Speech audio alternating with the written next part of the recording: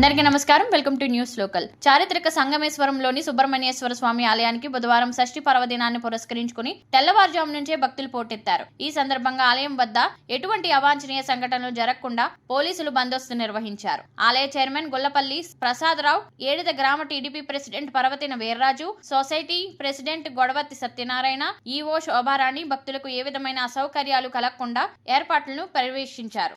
మండపేట మండలం ఏడిద గ్రామంలో ఏం చేసుకున్న శ్రీ సంగమేశ్వర స్వామి దేవస్థానంలో సుబ్రహ్మణ్యేశ్వర షష్ఠి కార్యక్రమం కన్నుల పండుగగా జరుగుతున్నది. భక్తులకు తెల్లవారుజాము నుంచే దర్శన ఏర్పాట్లు చేయడమైనది. భక్తులకు ఎటువంటి అసౌకర్యం కలగకుండా క్యూ లైన్లు ఏర్పాటు చేయడమైనది. క్యూ లైన్ లో భక్తులకు మంచినీరు, పాలు ఏర్పాటు చేయడమైనది. బయట దాతల సహకారంతో ప్రసాదాలు ఏర్పాటు చేయడమైనది. ఈ కార్యక్రమంకు ఎలా జరగడానికి సహకరించిన పోలీస్ డిపార్ట్మెంట్ వారికి, గ్రామ పెద్దలకు మా పాలక మండలి తరఫున ధన్యవాదాలు తెలియజేస్తున్నాం. మెండపేట మండలం సంగమేశ్వర క్షేత్రంలో వేయించేసిన స్వయంభూ శ్రీ సుబ్రహ్మణ్యేశ్వర స్వామి షష్ఠి మహోత్సవములు అత్యంత వైభవంగా కన్నుల పండుగ జరుగుతున్నవి.